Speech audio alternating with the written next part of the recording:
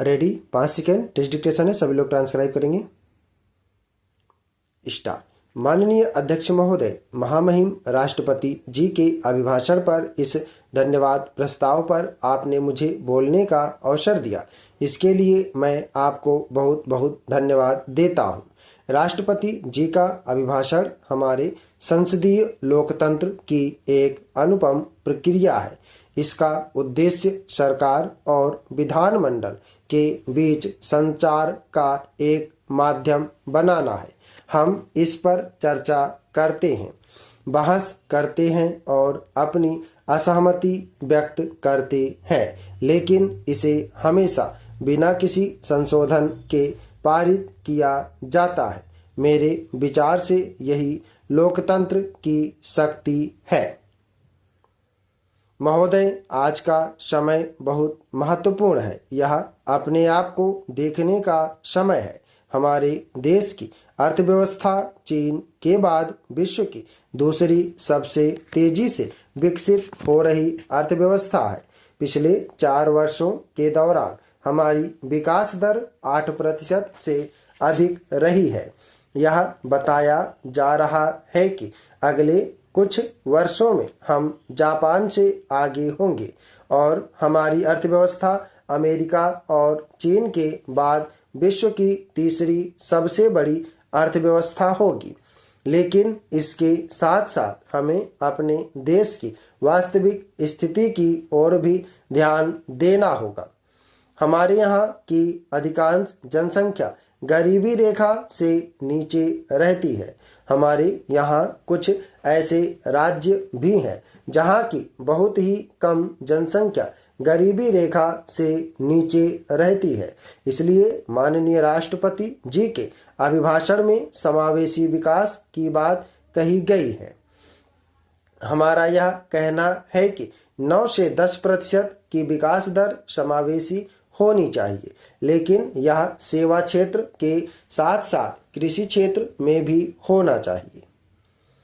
महोदय, इस बात में कोई संदेह नहीं है कि आतंकवाद का खतरा हमारे देश के लिए एक बहुत बड़ा खतरा है। इसका समाधान हमें राज्य सरकारों और केंद्र सरकार के संयुक्त प्रयासों से करना होगा। इसके साथ साथ आंतरिक सुरक्षा का खतरा भी है। हमें इसके लिए ठोस कदम उठाने होंगे। महोदय, मैं अपने दल की ओर से इस प्रस्ताव का समर्थन करने के लिए खड़ा हुआ हूँ। यह बहुत दुख की बात है कि अपनी आज़ादी के इतने सालों के बाद भी हम रोटी, कपड़ा और मकान की बुनियादी समस्याओं का समाधान नहीं खोज पाए हैं। ये बुनियादी समस्याएं हैं। भारतीय अर्थव्यवस्था की विकास दर 4% से बढ़कर 9% हो गई है।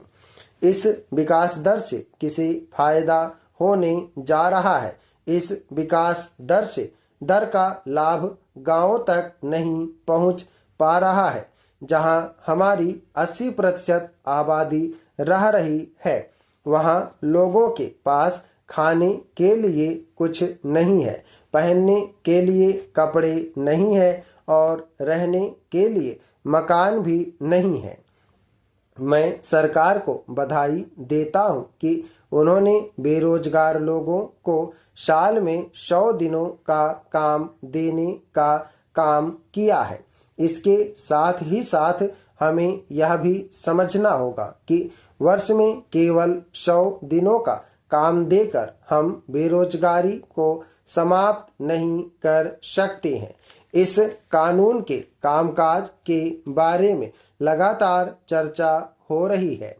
इसके बारे में कई राज्यों से शिकायतें भी मिली हैं।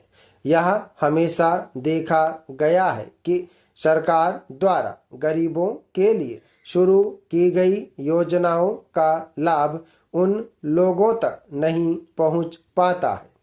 यदि हम इस सुविधा का लाभ गरीबों तक पहुंचाना चाहते हैं तो हमें इसके दुरुपयोग को रोकना होगा।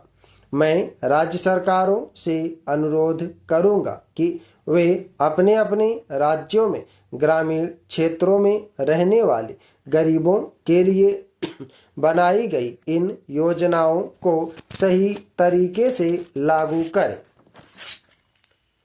महोदय, मैं किसानों के बारे में कुछ मुद्दे उठाना चाहता हूं। हम सब यह जानते हैं कि आज भी हजारों किसान आत्महत्या कर रहे हैं। आप बहुत गर्व के साथ कहते हैं कि हमने किसानों के कर्ज को माफ कर दिया, पर आप स्वयं इस बात पर ध्यान दीजिए कि हमारे देश में कितने प्रतिशत किसान बैंकों से कर्ज लेते हैं। अगर आप इस पर ध्यान देंगे तो आप देखेंगे कि ज्यादातर किसान कर्ज के लिए महाजनों पर निर्भर रहते हैं।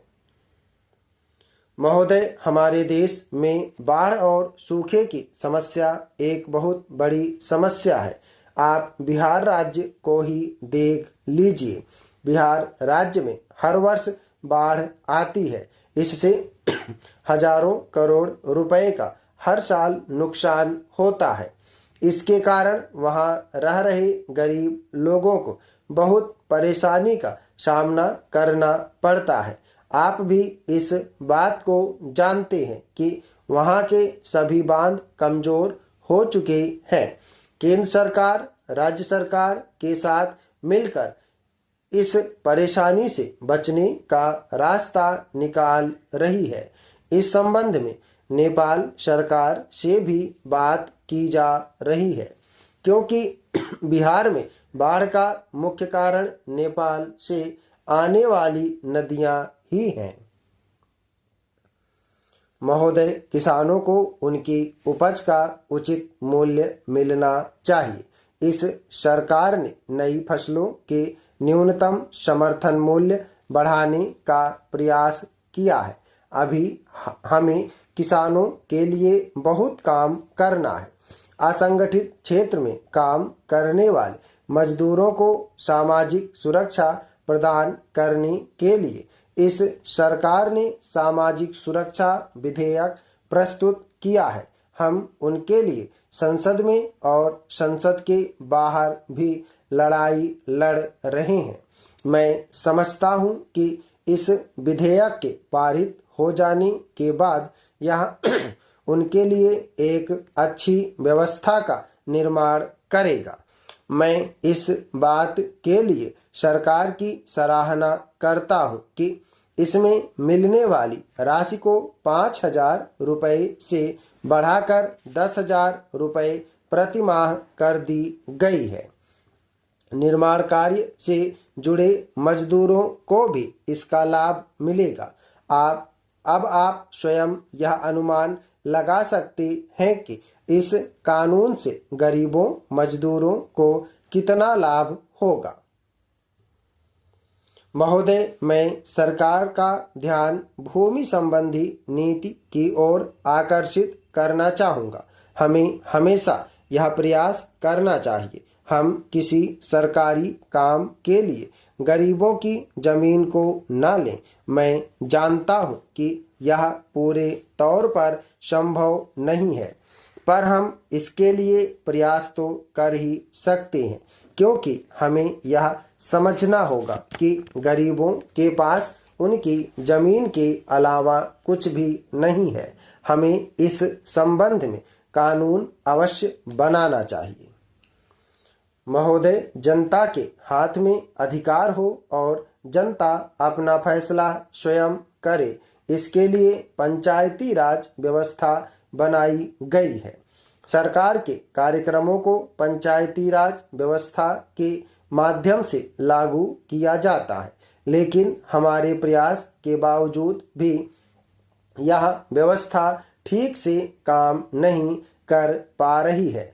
सरकारी अधिकारियों ने सारी शक्तियां अपने पास रख ली है और जनप्रतिनिधि के पास कुछ भी नहीं है। जब तक हम ग्रामीण पंचायती राज व्यवस्था को मजबूत नहीं करेंगे और जनता के अधिकारों की रक्षा नहीं करेंगे, तब तक इसका लक्ष्य पूरा नहीं होगा। महोदय, अभी इसी सदन में एक माननीय सदस्य महिलाओं के अधिकारों की बात कर रहे थे। मैं बड़े सम्मान के साथ उनसे कहना चाहता हूं कि इस सरकार ने महिलाओं को आगे बढ़ाने का काम किया है और देश में महत्वपूर्ण पदों का दायित्व महिलाओं को दिया है। स्टॉप। धन्यवाद।